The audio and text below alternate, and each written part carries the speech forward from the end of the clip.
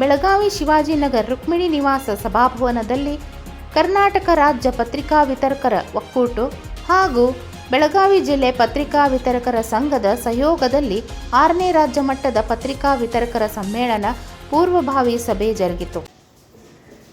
Sir, ಇವತ್ತಿನ program ಏನು ಕಾರ್ಯಕ್ರಮ ಇದು ಅಂತ ತಾವು ಹೇಳಬಯಸ್ತೀರಿ? ಸರ್ ನಮಸ್ಕಾರ.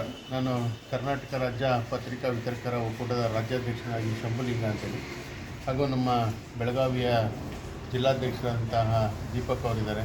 ಆಮೇಲೆ ನಮ್ಮ ರಾಷ್ಟ್ರೀಯ ಕಾರ್ಯಕಾರಿ ಸಮಿತಿಯ ಮಂಡಳಿಯ ಅಧ್ಯಕ್ಷರಾಗಿರ್ತಕ್ಕಂಥ ಪ್ರತಾಪ್ ಭೋಸ್ಲೆ ಅವರು. ಈ ವೇಳೆ ಪತ್ರಿಕಾ ವಿತರಕರ ಒಕ್ಕೂಟದ ರಾಜ್ಯಾಧ್ಯಕ್ಷರಾದ ಕೆ ಶಂಭುಲಿಂಗ್ ಬೆಳಗಾವಿ, ಜಿಲ್ಲಾಧ್ಯಕ್ಷರಾದ ದೀಪಕ್ ರಾಜ್ಗೋಳ್ಕರ್ ಅವರು ಮಾತನಾಡಿ, ಪತ್ರಿಕಾ ವಿತರಕರ ರಾಜ್ಯ ಮಟ್ಟದ 6ನೇ ಸಮ್ಮೇಳನವು ಬೆಳಗಾವಿಯಲ್ಲಿ ಜರುಗುವುದು. ಈ ಹಿನ್ನೆಲೆ ಎಲ್ಲ ಪತ್ರಿಕಾ ವಿತರಕರು ಸಮ್ಮೇಳನದಲ್ಲಿ ಪಾಲ್ಗೊಳ್ಳುವುದರ ಮೂಲಕ ಪತ್ರಿಕಾ ವಿತರಕರ ಒಕ್ಕೂಟಕ್ಕೆ ಮತ್ತಷ್ಟು ಬಲ ತುಂಬಬೇಕು ಎಂದು ತಿಳಿಸಿದರು.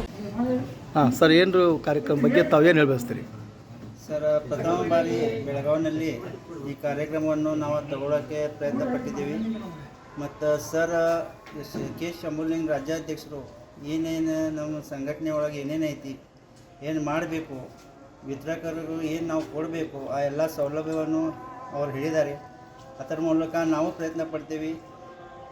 ಈ ಸಂದರ್ಭದಲ್ಲಿ ಪತ್ರಿಕಾ ವಿತರಕರ ರಾಷ್ಟ್ರೀಯ ಕಾರ್ಯಕಾರಿಣಿ ಮಂಡಳಿಯ ಸದಸ್ಯರು ರಾಜು ಭೋಸ್ಲೆ, ಶಿವಾಜಿ ಮೇತ್ರಿ, ರಾಜು ಮುಚ್ಚಂಡಿ, ಭೀಮಾಶಂಕರ್ ಕೊಟ್ಟೂರ್, ಯಾಸೀನ್ ಕಿತ್ತೂರ್, ಶಿವಾಜಿ ಸಿಂಧು, ರಮೇಶ್ ಹಿರೇಮಠ್, ಸಂಜೀವ್ ಪಟ್ಟಣ್ ಶೆಟ್ಟಿ, ಪ್ರಶಾಂತ್ ಶಹಾಪುರ್, ರಾಜು ಜಾಧವ್, ಮಹಾದೇವ್ ನಡುವಿನಕೆರೆ, ನಾಗರಾಜ್ ಹಿರೇಮಠ್, ಶಿವಾನಂದ್ ಹಲಗಿ, ಸಂತೋಷ್ ನಾಯಿಕ್, ವಿಶ್ವನಾಥ್ ಮಾಯನ್ನಟ್ಟಿ, ಸಂತೋಷ್ ಗೋಡಚ್, ಹನೀಫ್ ಜಾರ್, ಸುಧೀರ್ ಕುಲಕರ್ಣಿ, ಪ್ರಫುಲ್ ಕುಂಡ್ಲೆ ಇತರರು ಇದ್ದರು. Ramesh Kamble, 9 live news, Belagavi.